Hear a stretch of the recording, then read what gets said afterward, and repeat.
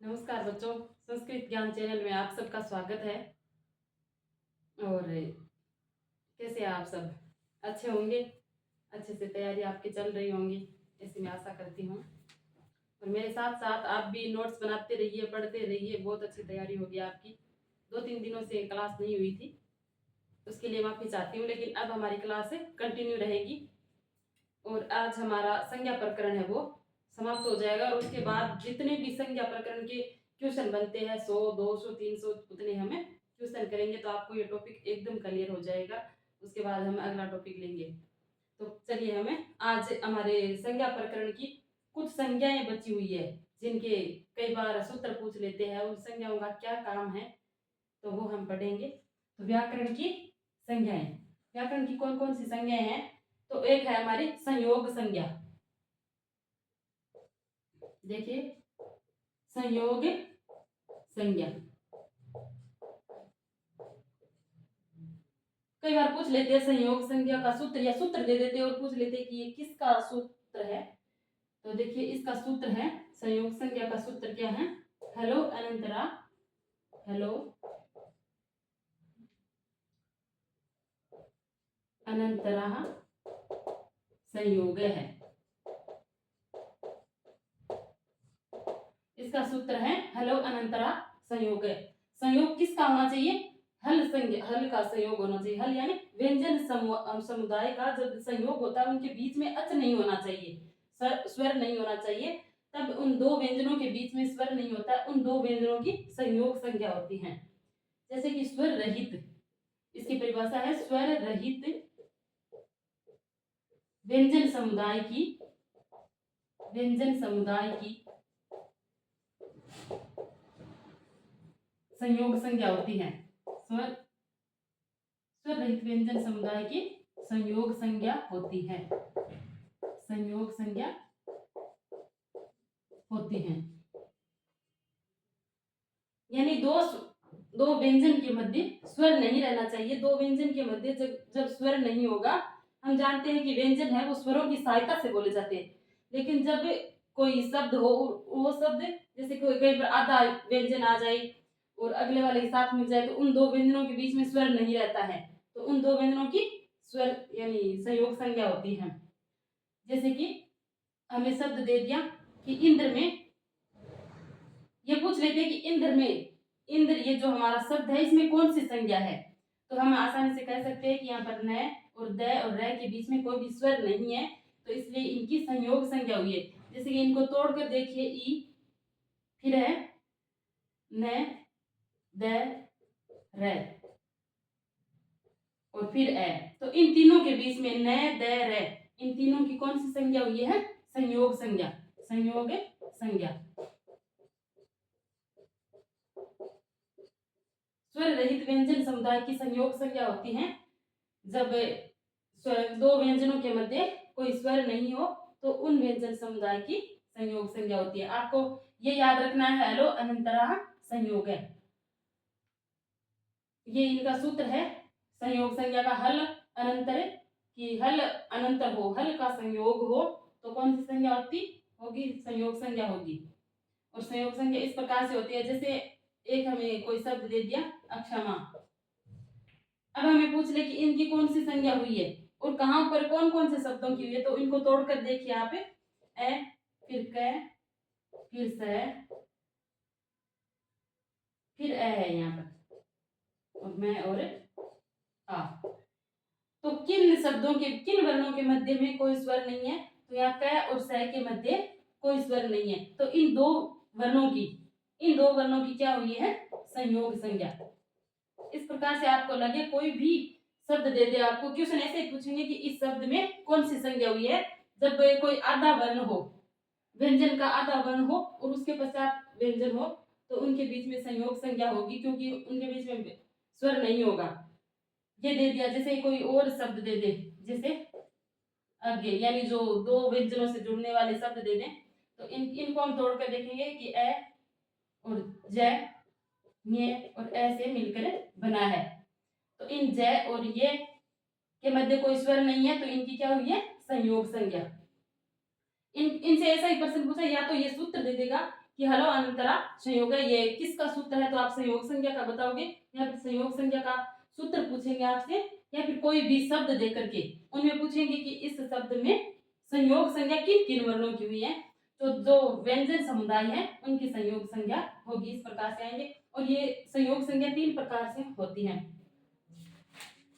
जैसे एक तो बोलते हैं हम आदि संयोग, कई बार बड़े जो एग्जाम होते हैं उनमें पूछ लेते हैं आदि संयोग या फिर संयोग आदि, संयोग आदि। आदि संयोग कब होगा, जब शुरू के वर्णों में ही व्यंजन वर्ण हो तब होगा आदि संयोग। जैसे ज्ञानमय, इस शब्द में यानी शुरू में ही क्या आ गया, जय, इनको हम तोड़कर देखेंगे, जय, न्य, फिर आर, तो हम शुरू के ही जय और न्य वर्ण है उनमें क्या हो रही है, संयोग संज्ञा हो रही है। जब शुरू में हो रही है तो ये हो गया आदि संयोग का उदाहरण। कई बार पूछ लेते हैं मध्य संयोग या संयोग मध्य, मध्य संयोग, मध्य संयोग पूछेंगे तब हमें कोई शब्द दे देगा हमें जिसमें मध्य में संयोग हो रहा हो। जैसे अक्षमा शब्द दे दिया तो इसमें हम देखते ही पता चल रहा है हमें कि इसमें ही संयोग है। जैसे कि इनको तोड़कर देखिए आप, ए, क, स और मा, तो इनमें क और स में संयोग हो रहा है और ये क्या है, मध्य में है, तो इनको हम बोलेंगे संयोग मध्य। या फिर अंत संयोग, अंत संयोग, अंत संयोग में अंत में संयोग होगा। जैसे कि कोई शब्द दे दिया हमें विचित्रम, विचित्रम, तो हम क्या लिखेंगे, इनको तोड़ के देखिए आप, वह, फिर ई, फिर च, फिर ई, फिर क्या है, त और र और मैं, या अंतिम में संयोग हो रहा है, विचित्रम में अंतिम संयोग हो रहा है तो क्या है, इनको हम बोलेंगे अंत संयोग। तो संयोग संज्ञा के कई बार अगर आपको डिटेल में ज्यादा ही कोई पूछे तब पूछेंगे ये संयोग आदि या फिर आदि संयोग, मध्य संयोग, विचित्रम जैसे शब्द दे दिया और इनमें पूछेंगे कि कहाँ पर संयोग हो रहा है तो आप लिखोगे अंत संयोग। बाकी क्वेश्चन यानी वर्ण देके शब्द देके ही पूछ लेते हैं कि किन किन वर्णों में कौन सी संज्ञा हो रही है, संयोग संज्ञा हो रही है, या फिर ये एक सूत्र पूछ लेते हैं। फिर हम दूसरी संज्ञा पढ़ेंगे, संहिता संज्ञा।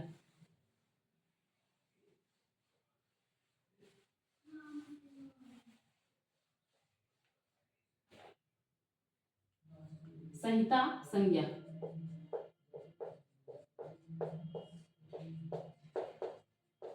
इसका सूत्र क्या है, परः सन्निकर्ष है संहिता। सूत्र क्या है,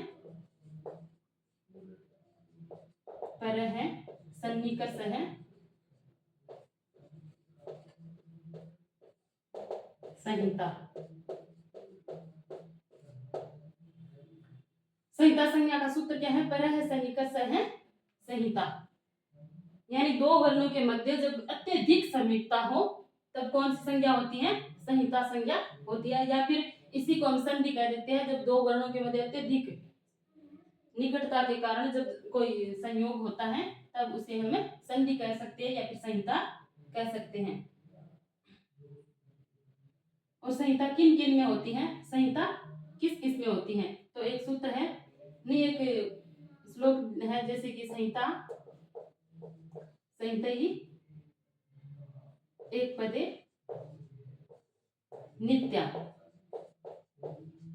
नित्या धातु उपसर्गयो, नित्या धातु उपसर्गयो, नित्या समास से वाक्य तो नित्या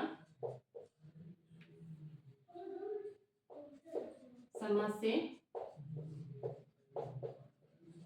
वाक्य तु सा विवक्षा में, सा विवक्षा में अपेक्षते। संहिता किन किन में होती है, संहिता एक पद में होती है, संहिता एक पद में, एक पद में संहिता नित्य नित्य होती है, जैसे चे धन ऐ, तो इनमें संधि अवश्य होगी यानी चय। ये हमारा एक पद है, इनमें संहिता अवश्य होगी, चे धन ऐ यानी चय। और नित्य धातु उपसर्ग, उपसर्ग में संधि है वो नित्य होगी। धातु में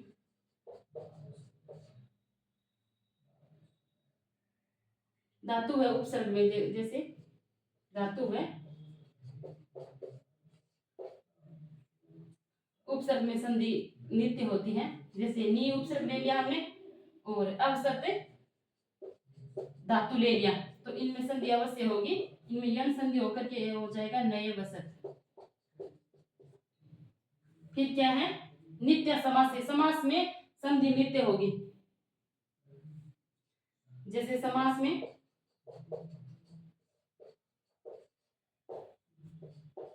जैसे नीलांबर शब्द है, जैसे नील धन अंबरम, तो इनको हम ऐसे नहीं लिखेंगे अलग अलग नील अंबरम, ऐसे नहीं लिखेंगे, इनको संधि करके नीलांबरम लिख देंगे, नीलांबरम नीलांबरम। लेकिन जब वाक्य होता है, वाक्य में कोई शब्द होते हैं संधि के लिए, तो उनमें हमें संधि कर भी सकते हैं और नहीं भी कर सकते, ये जो लिखने वाला है उनकी इच्छा पर निर्भर करता है। जैसे कि वाक्य में, आप वाक्य में देख लीजिए, वाक्य में वक्ता की या फिर लिखने वाले की इच्छा पर निर्भर करता है। वाक्य में वक्ता की इच्छा पर निर्भर करती है, वक्ता की विवक्षा पर या इच्छा पर।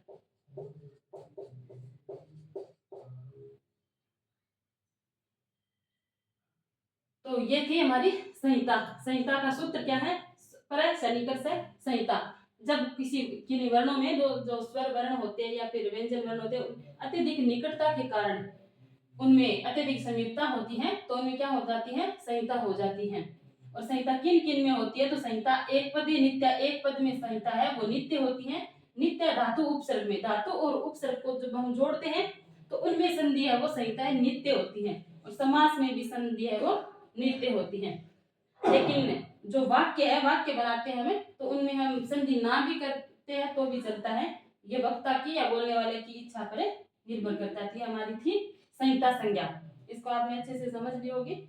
अब हम आगे चलते हैं।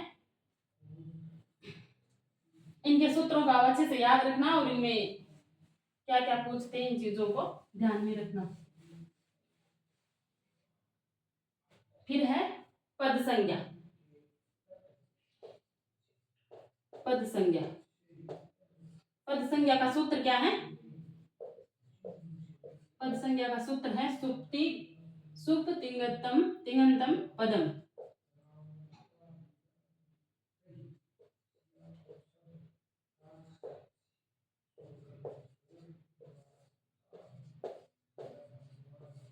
यह है पद संज्ञा का सूत्र, सुप्ति गंतम पदम। सुप और तिंगत, तिंग जो ये होते हैं उनकी पद संज्ञा होती है, सुप्ति गंतम पदम। तो सुप कितने हैं हमारे, सुप पढ़ते हैं 21। और इन 21 से जब हमें सुप होते हैं शब्दों से, शब्दों से, और उससे बनते हैं शब्द रूप, शब्द रूप। और संस्कृत व्याकरण में कोई भी जो शब्द होते हैं वो बिना पद के प्रयोग में नहीं लिए जाते हैं। अपदम न प्रयोजित, यानी अपद को हम प्रयोग नहीं करते, उसके साथ उन प्रत्ययों को या 21 जो सुप आदि प्रत्यय है हमारे, उनको जोड़ के शब्दों के साथ हम सुप प्रत्यय जोड़ते हैं और धातुओं के साथ तिंग प्रत्यय जोड़ते हैं। सुप प्रत्यय हमारे 21 होते हैं, जिनसे हम विभक्तियों के अलग अलग एक वचन, द्विवचन, बहुवचन बनाते हैं। तो सुप प्रत्यय हमारे 21 है जो शब्दों के साथ जुड़ करके बनते हैं, शब्द रूप बनते हैं। जैसे बनाते हैं हम राम है रामऊ, राम है रामऊ रामहा, इस प्रकार जब जोड़ते हैं हमें तो उनमें सुप प्रत्ययों का प्रयोग करते हैं। और सुप प्रत्यय है हमारे 21। तो 21 कौन कौन से हैं, उनमें सारे जैसे शब्द रूप बनते हैं, राम है रामऊ रामहा रामम रामऊ रामान। इस प्रकार से जब हम पूरे सातों विभक्तियों के रूप बनाते हैं तो उनमें सातों विभक्तियों के 21 प्रत्यय हो गए और उनमें सब में 21 प्रत्यय जोड़ते हैं। तो वो 21 प्रत्यय कौन कौन से सुप प्रत्यय हमारे, तो जैसे रामे है हमने बनाया तो पहले बार सीधा राम शब्द था, इसके साथ हमने सु जोड़ा, यानी सु से शुरू हो रहा है और पे पर अंत हो रहा है, इसलिए हमने सुप बोल दिया। जैसे सु जोड़ा तब हमारा क्या बना है, रामय है, ये रूप बना है। इस प्रकार ये हमारी 21 प्रत्यय कौन कौन से हैं, तो विभक्तियों के अनुसार चलेंगे। प्रथमा, द्वितीया, तृतीया, चतुर्थी, पंचमी, षष्ठी और सप्तमी। ये सातों विभक्तियां हैं और इनमें एक वचन के में कौन कौन से प्रत्यय लेंगे हम, एक वचन, द्विवचन और बहुवचन। संस्कृत में वचन होते हैं 3, बहुवचन। तो इस हिसाब से हमारे जो 21 प्रत्यय हैं, तो हम पहले जब हमारा एक वचन का रूप बनाएंगे तब हम प्रत्यय जोड़ेंगे सु। इनको आप याद रखना, सु, औ, जस, फिर है अम, द्वितीय में है अम, आउट,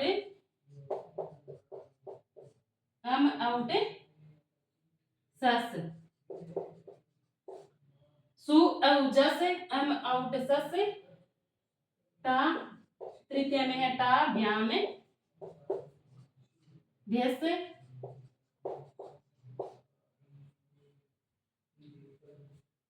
इसमें चतुर्थी में आता है टा, व्याम, विष, और चतुर्थी में है ने बोलते हैं, ने, व्याम,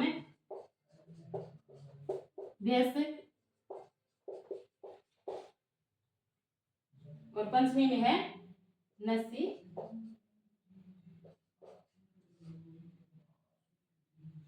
व्याम, भेस, और षष्ठी में है नसे, ओस, आम, और सप्तमी में है नी, ओस और सुप। ये यहाँ सु से शुरू होके सुप पर खत्म होता है, इसलिए इनको शॉर्ट में हम जब प्रत्याहार बनाते हैं तो ऐसे बोलते हैं ना, प्रत्याहार बना रहे थे तो यहाँ से पहले वाले शब्द का पहला ले लिया और जहां से अंत हो रहा है वहां का अंतिम शब्द ले लिया और बीच वाले सब आ जाएंगे सुप प्रत्ययों में। तो सुप प्रत्यय हमारे हो जाएंगे 21। जो हमारी हम जो भी शब्दों के रूप बनाते हैं उन सब शब्दों के साथ ये प्रत्यय जुड़ करके ही रूप बनते हैं, बिना इन प्रत्ययों को जोड़े कोई भी रूप नहीं बनते। यानी इनका सूत्र है सुप तिङंतम पदम, यानी सुप कितने हैं 21 और तिंग कितने हैं 18 प्रत्यय हैं। तिंग से हमारे धातु रूप बनते हैं और सुप से हमारे शब्द रूप बनते हैं। जो शब्दों के साथ जुड़ते हैं उनको हम शब्द रूप कहेंगे, सुप प्रत्यय कहेंगे, और जो धातुओं के साथ जुड़ते हैं उन्हें हम तिंग प्रत्यय कहेंगे। तो ये हमारे 21 प्रत्यय, इनको आप अच्छे से याद कर लेना। सु, औ, जस, अम, औट, सस, टा, भ्याम, विष, ने, व्याम, भेस, नसी, भ्याम, भेस, नस, ओस, आम, और नी, ओस, सुप। तो ये हमारे कितने 21 सुप प्रत्यय हो गए।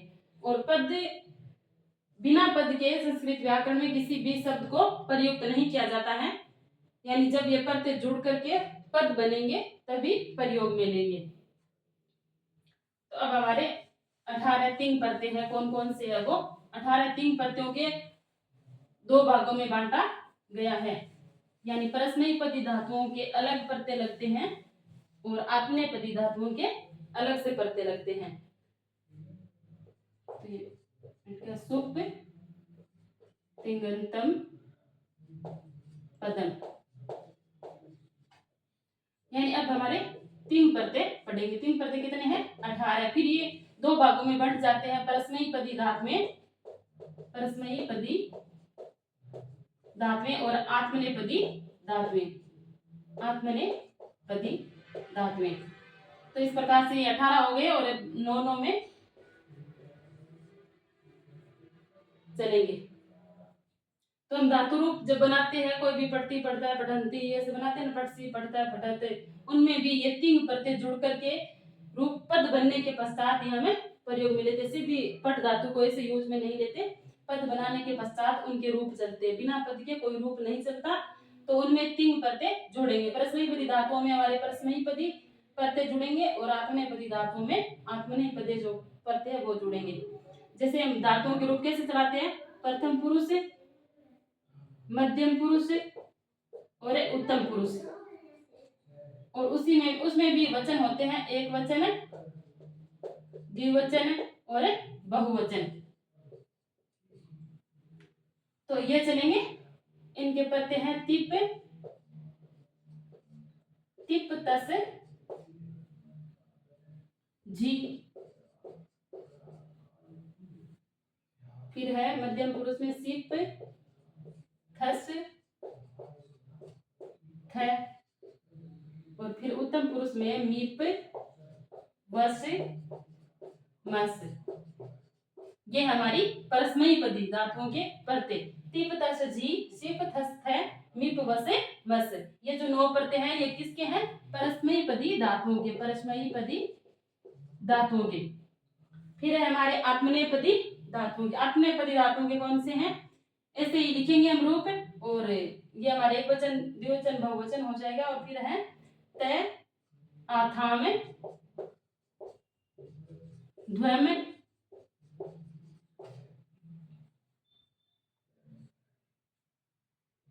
फिर मध्यम पुरुष में थास, आथाम, यहाँ पर तय लगेगा, त आताम, ध्वम, थास आथाम,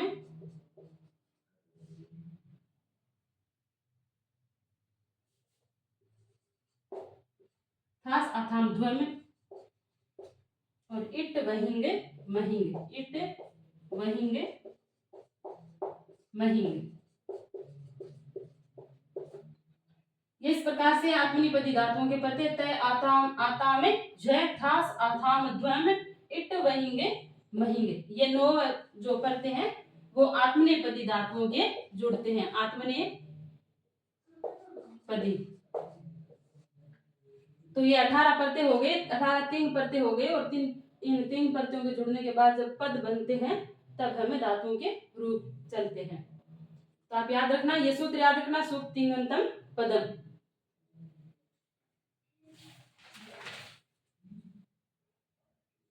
एक छोटी सी और बात याद रखना, अपदम ने प्रयोजित, अपदम ने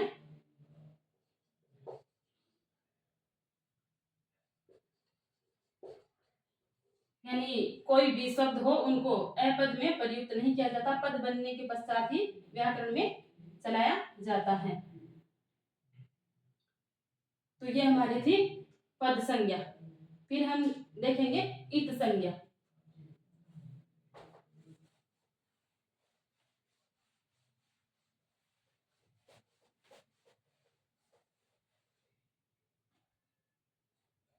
अब देखिए इत संज्ञा, इत संज्ञा।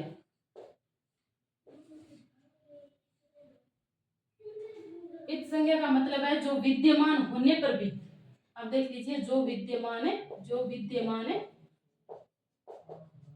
होने पर भी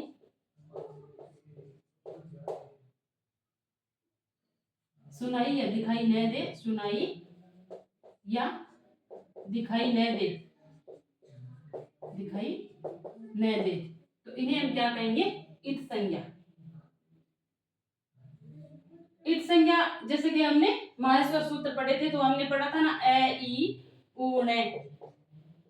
जैसे इस न का लोप हो रहा है, इस न को हम इन वर्णों के साथ नहीं गिन रहे हैं, ये यहाँ पर विद्यमान है। इस सूत्र को पूरा करने के लिए यहाँ पर इत संज्ञक वर्ण लगा दिया गया है, लेकिन इनके साथ हम प्रयोग नहीं दे रहे, दिखाई कर रहे हैं। जैसे कि जो विद्यमान होने पर, विद्यमान तो है लेकिन सुनाई या दिखाई नहीं दे रहा है। जब हम बोलते हैं तो स्वरों को लेते हैं, तो ए ई उ यहाँ तक ही लेते हैं ना, तो इस वर्ण का क्या हो जाता है, लोप हो जाता है। जैसे कि लोप विधायक सूत्र है, लोप विधायक सूत्र आप याद रखोगे। लोप विधायक सूत्र क्या है, तसे लोप है।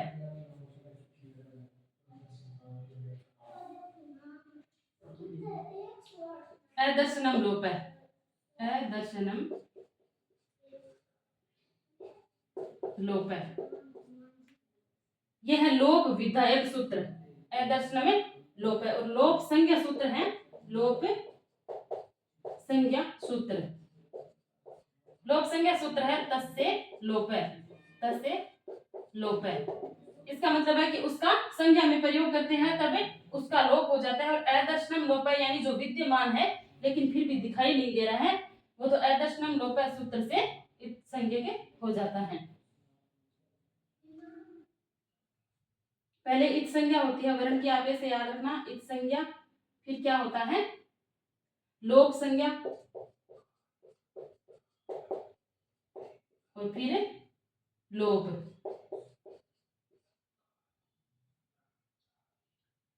इत संज्ञा वर्ण होता है पहले, फिर लोप संज्ञा होती है, फिर अदर्शनम लोप सूत्र से इसका लोप हो जाता है। और इत संज्ञा के 6 सूत्र हैं, उन सूत्रों से लोप होता है। इत संज्ञा के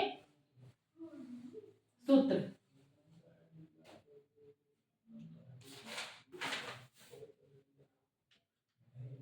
इत संज्ञा के सूत्र 6 सूत्र हैं। सबसे पहले तो आप ये याद रखना, इत संज्ञा के कितने सूत्र हैं 6 सूत्र, और उन सूत्रों से वर्णों का लोप होता है। जैसे कि हमारा पहला सूत्र है उपदेश से, उपदेश से अज नु नासिक इत। तो हम एक एक सूत्र को समझते हुए चलेंगे। यानी उपदेश से अच अनुनासिक इत, इसका मतलब है कि पहली बात तो क्या होनी चाहिए, उपदेश कोई भी जो वर्ण है वो उपदेश अवस्था में होना चाहिए, उपदेश अवस्था में। फिर क्या है अच होना चाहिए। दूसरी बात यह है कि अच या स्वर होना चाहिए, स्वर होना चाहिए। और तीसरी बात क्या है, जो स्वर है वो अच है, क्या होना चाहिए अनुनासिक होना चाहिए, अनुनासिक, अनुनासिक होना चाहिए। इस सूत्र के लिए इतनी शर्तें हैं कि वह जो वर्ण है यानी जो भी सूत्र है क्या होना चाहिए उपदेश अवस्था में होना चाहिए।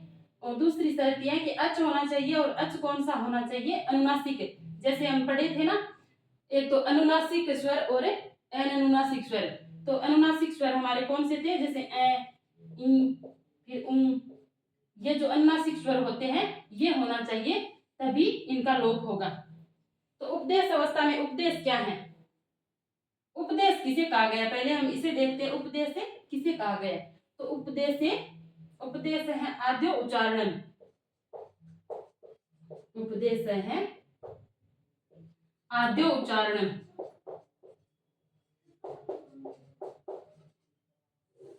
कि अब इसका मतलब क्या है उपदेश आद्य उच्चारण, इसका मतलब यह है कि जो पाणिनि आदि जो तीनों मुनि थे, मैंने पढ़ाया था आपको कि त्रिमुनि है, पाणिनि, कात्यायन और पतंजलि, उन तीनों मुनियों के द्वारा जो भी उक्तियां कही गई है, पाणिनि ने सूत्र व्याकरण लिखी, सूत्रों से लिखी, जितने भी पाणिनि के सूत्र है वो क्या है उपदेश हैं।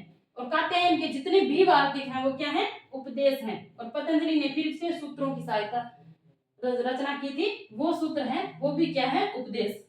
उनके जितने भी मुख से कहे गए सूत्र आदि हैं वो क्या है उपदेश। तो उनका जो लोप होगा, और फिर उन उपदेशों में क्या हो अच होना चाहिए, और अच ऐसा हो, और उनका जब हमें इत संज्ञा करनी हो, लोप करनी हो, तब हमें इस सूत्र की सहायता से लोप करेंगे। जैसे उपदेश क्या क्या है ये तो मैंने बता दिया आपको कि पाणिनि, कात्यायन और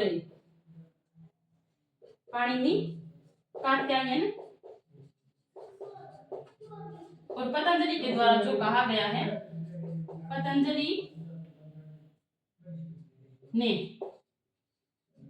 जो भी कहा है, जो भी कहा है वो क्या है उपदेश है।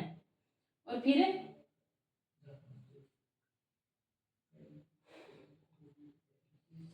इनके सूत्रों को क्या कहते हैं उपदेश कहते हैं। और उपदेश कितने माने गए, 9 अवस्थाओं में उपदेश माने गए हैं। जैसे धातु सूत्र, एक श्लोक लिखा है इन्होंने कि धातु सूत्र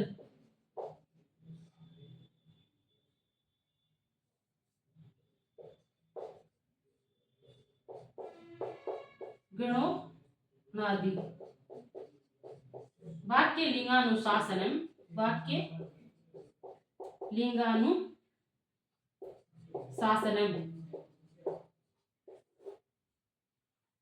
आगम प्रत्यय आदेशा आगम प्रत्यादेशा उपदेशा परकीर्तिता उपदेशा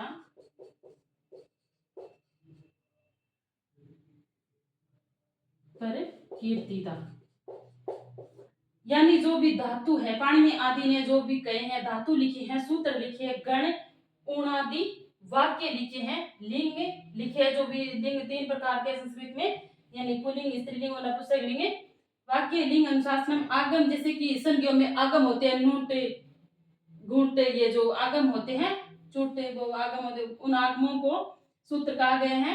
और प्रत्यय जितने भी प्रत्यय हैं प्रत्ययों में जो ये जैसे कत्वतु प्रत्यय ले लिया उनमें से तवत शेष रहता है बाकी जिनका लोप हो जाता है आगे और पीछे के वर्णों का उन जो लोप होते हैं इन्हीं सूत्रों से होते हैं ये प्रत्यय हैं उपदेश इन सबको क्या कहा गया है उपदेश कहा गया है।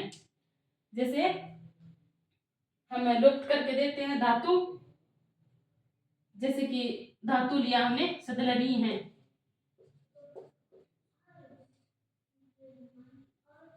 जैसे टुनंधी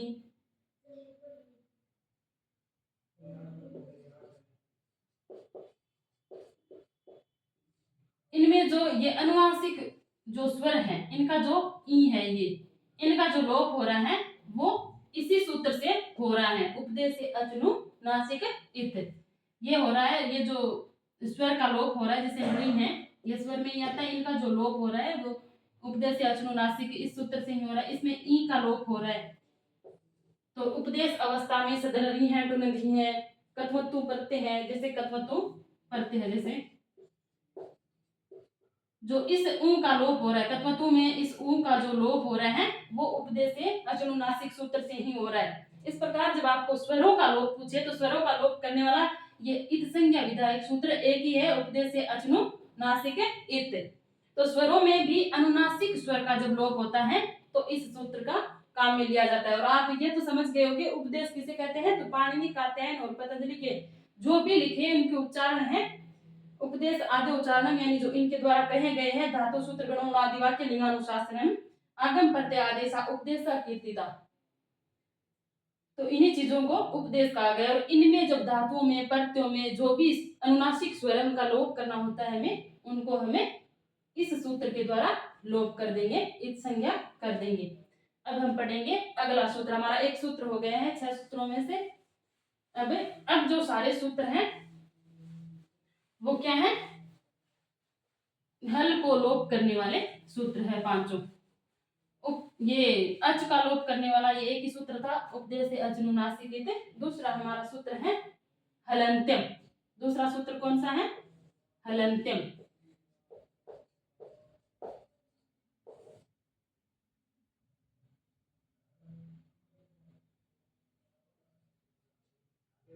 हलंत्यम वही बात है उपदेश अवस्था में हो यानी हलंत्यम उपदेश अवस्था में उपदेश तो होना ही होना चाहिए। उपदेश अवस्था में हो पहली बात क्या होगी उपदेश अवस्था में हो हल हो लेकिन कौन सा अंतिम हल। उपदेश अवस्था में अंतिम हल यहाँ पर साफ साफ लिखा है हलंत्यम यानी हल हो अंतिम हो अंत्य में हल हो।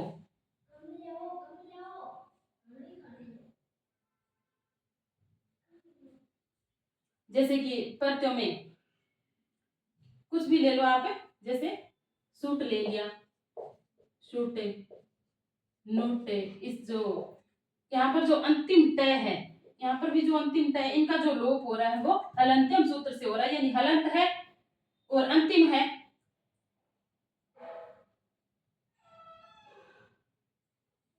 जैसे प्रत्यय है हमारे ल्यूट है सानच है ये जो इस अंतिम तय का जो लोप हो रहा है इस चय का जो लोप हो रहा है वो हलंत्यम सूत्र से हो रहा है।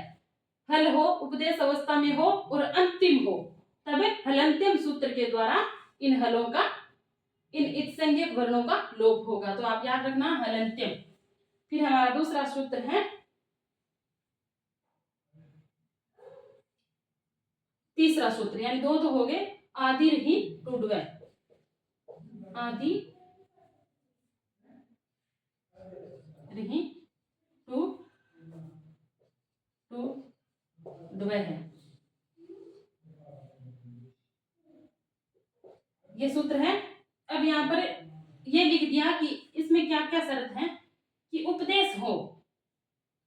ये सारे के सारे जो हमारे इत्संज्ञक सूत्र हैं वो हल यानी हल वर्णों के लिए प्रयुक्त हो रहे, अच के लिए वो एक ही था। तो आदि वर्ण हो, हल हो,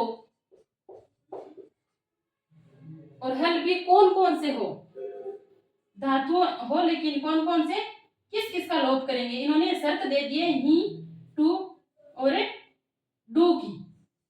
यहाँ पर डू ही है, यहाँ पर वह, डू का ऊ का वह बन गया, इसलिए ऐसा सूत्र हो गया। यानी ही का किस किस का लोप करेगा, ये इस ही वर्ण का, टू वर्ण का और डू का, इन तीन ही वर्णों का ये सूत्र लोप करेगा। आदि ही टू डू है। तो आदि में हो, यानी जो सूत्र हम ले रहे हैं, जो उपदेश ले रहे हैं हमें सूत्र, उनमें आदि में ये शब्द हो, ही टू डू, इनका लोप हलंत्यम से नहीं होगा, हलंत्यम से अंतिम हल का लोप होगा। इससे आदि में जो ये तीन शब्द हो, तीन वर्ण हो, उनका लोप करने के लिए हम कौन से सूत्र को लेंगे, आदि ही टू डू है। जैसे हमने कोई धातु ले ली, ही भी, तो इस ही का लोप करने के लिए, ये आदि में है तो इस ही का लोप करने के लिए हमें इस सूत्र का प्रयोग करेंगे। इत्संज्ञक सूत्र है, आदि ही टू डू है। जैसे टू नदी धातु ले ली, टू नदी, तो इस टू का लोप करने के लिए इस सूत्र का प्रयोग करेंगे। जैसे हमारे पास और भी धातुएं हैं, डुकरिये हैं, दुधाए, तो इस शुरू के डू का, इस शुरू के डू का हमें किससे लोप करेंगे, तो आदि ही टू डू है सूत्र से। लेकिन अंतिम जो ये हमारे पास है, ये जैसे ए है, क्या है, अनुनासिक ए है, यहाँ पर भी अनुनासिक ए है, तो इसका जो अंतिम ए का लोप करेंगे तो उपदेश से अनुनासिक सूत्र से इनका लोप करेंगे।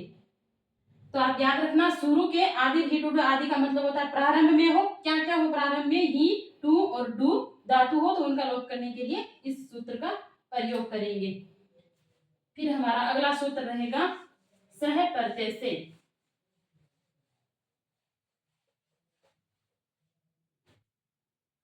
अगला सूत्र है 4 नंबर का, चौथा सूत्र है हमारा सह प्रत्यय से।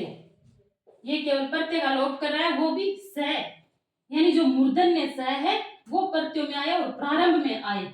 इसकी शर्त क्या है कि प्रारंभ में स हो, प्रारंभ में स वर्ण का लोप करेगा, स वर्ण का लोप करेगा। उपदेश अवस्था में स वर्ण हो और प्रत्यय हो, प्रत्यय लिखा हुआ ना यहाँ, तो प्रत्यय हो, स से प्रारंभ होने वाले प्रत्यय हो। जैसे हमने प्रत्यय ले लिए, सब है, साटन है, स्टून है, ये जो प्रत्यय है हमारे शक, साकन, स्टून, इनका जो इस सह का लोप हो रहा है, वो सह का लोप इस सूत्र के द्वारा हो रहा है। इस सूत्र के द्वारा हमें अलग से इस सह का लोप करने के लिए ऑप्शन दिया है, सह प्रत्यय से, यानी प्रत्यय हो और उन प्रत्ययों के पहले, यानी शुरू में क्या आए, मूर्धन्य स आए, मूर्धन्य स आए, तो इस मूर्धन्य स का लोप करने के लिए, इत संज्ञा करने के लिए हमें सह प्रत्यय से इस इत संज्ञा सूत्र का प्रयोग करेंगे। फिर अगला हमारा 5वां सूत्र है लसक व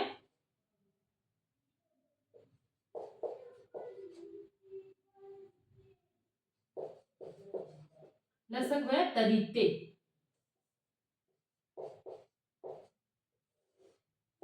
इस सूत्र को हम खोल कर देखेंगे कि लसक व अतदित्य,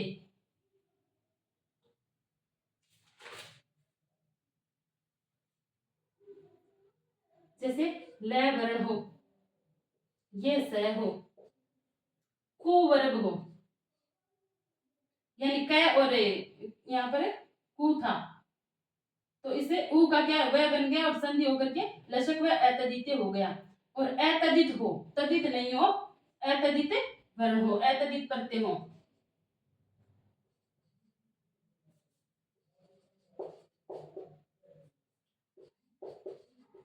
अतदित प्रत्यय हो,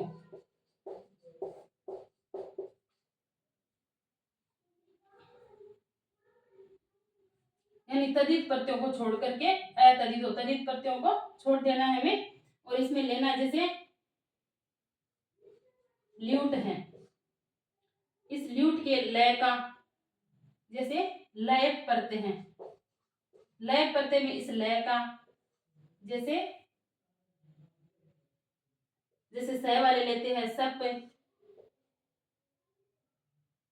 सस, सत्री, सानच, सानच जो प्रत्यय है हमारा, इसमें आन शेष रहता है, इस सह का तो लोप ही होता है, इस सह का सत्री प्रत्यय में अक्षेष रहता है, इस सह का भी लोप होता है, इस सह का सप में इस सह का जो ये हमारा तालव्य सह है, मूर्धन्य सह तो सह प्रत्यय से हो रहा था ना, तो इस सह का आदि में यानी प्रारंभ में जब ये सह आए और हमें लोप करना हो, इस संज्ञा के करना हो तो क्या करेंगे, इस सूत्र का प्रयोग करेंगे। हमें पूछ ले कि सप में, सस में, सत्री में, सानच में इस सह का लोप करने के लिए हमने कौन से सूत्र का प्रयोग किया है, तो लसक व अतदिते इस सूत्र का प्रयोग किया, यानी हमने क वर्ग भी दिया है। क वर्ग के जितने भी वर्ण पांचों वर्णों से जब प्रारंभ में शुरू होते हो, क ख ग घ ग, इन पांचों वर्णों से जब शुरू हो रहा हो कोई प्रत्यय, कोई वर्ण यानी सूत्र प्रारंभ हो रहा हो और उनका लोप करना हो, तब भी हमें लसक व अतदिते सूत्र से लोप करेंगे। जैसे कि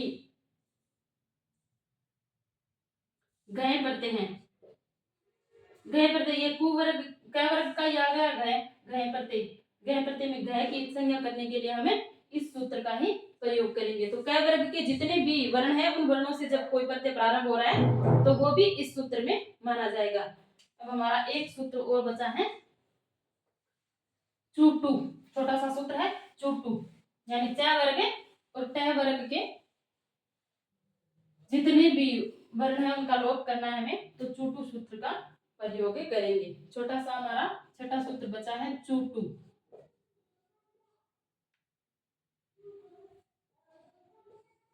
इसका मतलब है च वर्ग और ट वर्ग, यानी च वर्ग के पांचों वर्णों से और ट वर्ग के पांचों वर्णों से शुरू में जब कोई प्रत्यय बन रहा हो और शुरू में यानी प्रारंभ में हो, तब इसे चूटू सूत्र के माध्यम से हमें लोप करेंगे उनका। जैसे कि इस सूत्र से कौन से प्रत्यय आरंभ हो रही है, जस में इस जय का और टाप प्रत्यय है, जैसे टाप में टा का ट का लोप करेंगे तब ये ट वर्ग आ गया ना पूरा। और चानस, फिर जैसे अणयत प्रत्यय है, इस प्रकार से इन वर्णों का लोप करने के लिए हमें जस में जैसे च वर्ग का आ रहा है तीसरा वर्ण है, तो जस में इस जय का लोप करने के लिए चूटू सूत्र का प्रयोग करेंगे। टाप में इस ट का लोप करने के लिए चूटू सूत्र को काम मिलेंगे। चानस में इस च का लोप करेंगे। नयत प्रत्यय में इस ण का लोप होता है, वो इस चूटू प्रत्यय के माध्यम से इत संज्ञा होकर लोप होता है। तो ये आपको अगर कोई प्रत्यय दे दे और इनमें से पूछे कि इस इन वर्णों का लोप किस सूत्र के माध्यम से हो रहा है, तो इन सूत्रों के यानी चुटू प्रत्यय के माध्यम से, चुटू सूत्र के माध्यम से हो रहा है। तो ये हमारे इत संज्ञक विधायक 6 सूत्र थे। कौन कौन से थे? शुरू में हमने पढ़ा उपदेश अचनु नासिकित, जितने भी हमारे स्वर है उनका जब लोप हो रहा है, अंतिम स्वर है, उपदेश अवस्था में है, अनुनासिक स्वर है, तब हम लोप कर रहे हैं, तब हमें शुरू का एक सूत्र काम लेंगे और स्वरों का एक ही सूत्र है।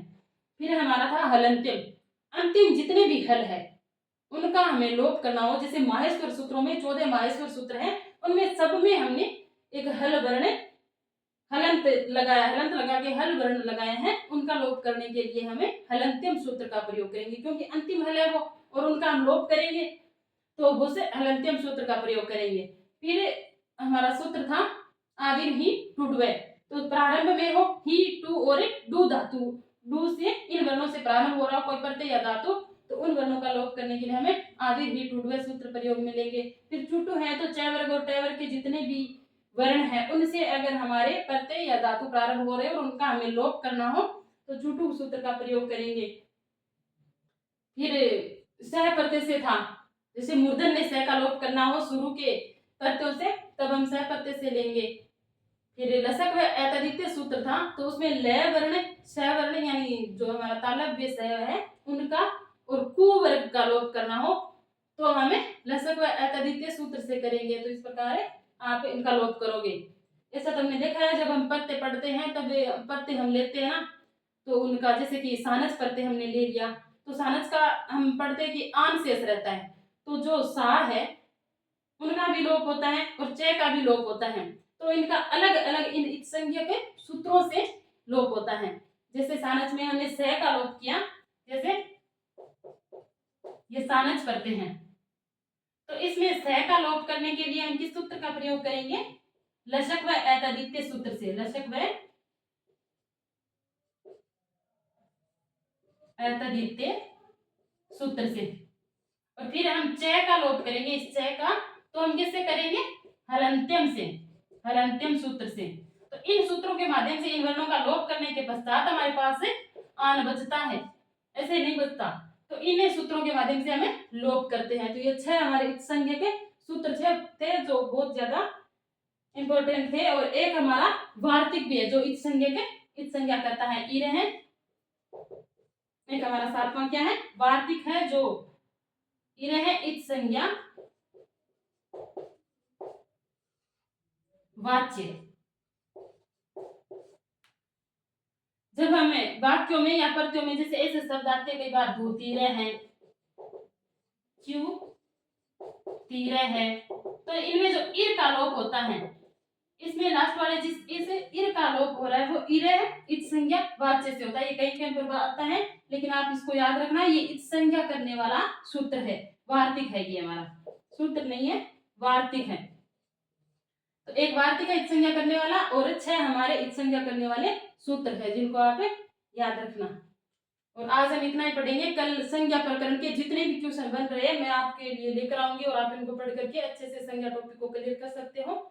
तो आप सबका बहुत बहुत धन्यवाद और हमारे साथ जुड़े रहिए और पढ़ते रहिए।